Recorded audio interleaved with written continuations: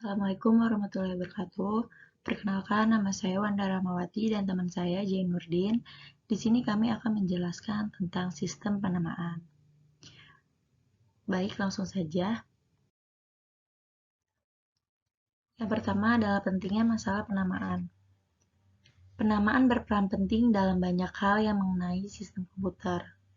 Nama merupakan identitas yang dapat membedakan suatu entitas dengan entitas lainnya. Nama juga dapat menunjukkan lokasi suatu entitas. Masalah yang perlu diperhatikan dalam hal penamaan adalah bagaimana sebuah nama dapat menunjukkan ke entitas yang diwakilinya. Sebuah NIM nomor induk mahasiswa atau nama dapat menunjukkan ke mahasiswa yang diwakili NIM atau nama tersebut. Contoh, untuk mewujudkan hal tersebut dibuatlah suatu sistem penamaan.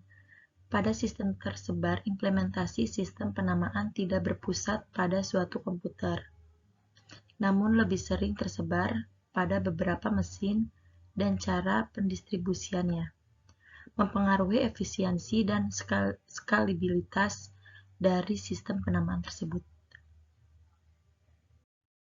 Yang kedua adalah nama, identifier, dan alamat. Sebuah nama dalam sistem tersebar adalah sebuah deretan karakter yang digunakan untuk mewakili sebuah entitas. Entitas sendiri dapat berupa secara praktis, dapat berarti apapun baik yang bersifat fisik seperti komputer, printer, media penyimpanan, ataupun modem, maupun yang bersifat abstrak seperti berkas file, user, proses, mailbox, dan sebagainya.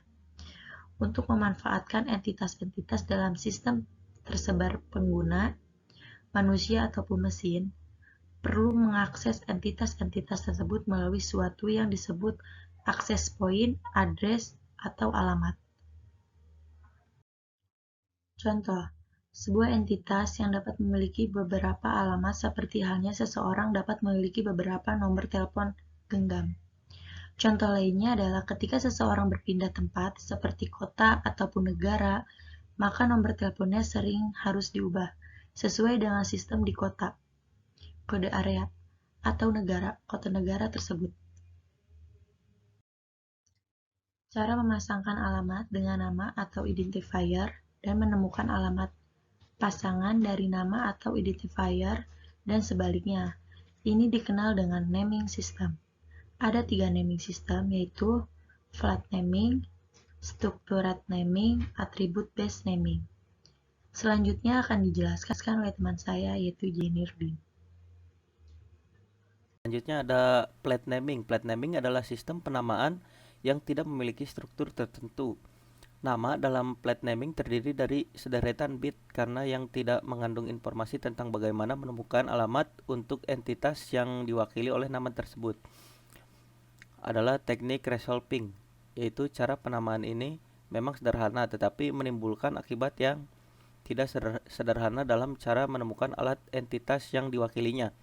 Ada beberapa resolusi dalam menyelesaikan masalah, itu menemukan pasangan alamat atau menerjemahkan nama menjadi alamat pada sistem penamaan plate naming, yaitu 1. Broadcasting dan multicasting, 2. Forwarding pointer, 3. Home based approach, yang keempat adalah hierarchical search tree.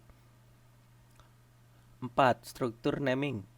Plate name baik untuk menamai mesin tetapi biasanya tidak cukup nyaman untuk digunakan oleh manusia. Sebagai alternatifnya, sistem penamaan biasanya mendukung penggunaan nama yang terstruktur yang dibentuk dari beberapa nama yang sederhana dan mudah dikenali manusia.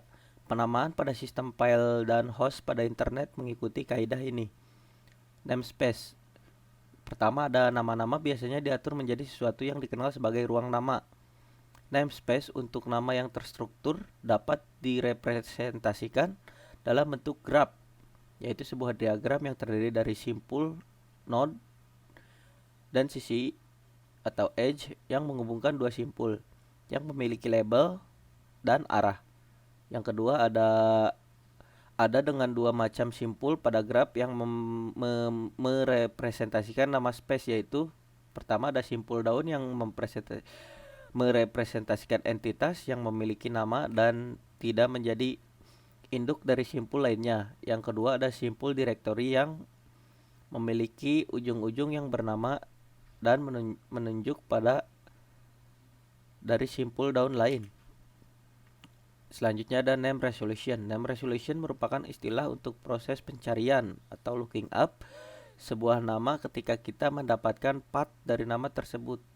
Proses name resolution ini akan menghasilkan identifier dari sebuah simpul yang dilalui pada proses tersebut. Yang kelima ada attribute based naming. Adalah penamaan secara datar atau flat dan terstruktur. Secara umum memberikan sebuah cara untuk mereferensi suatu entitas yang unik dan tidak bergantung pada lokasi.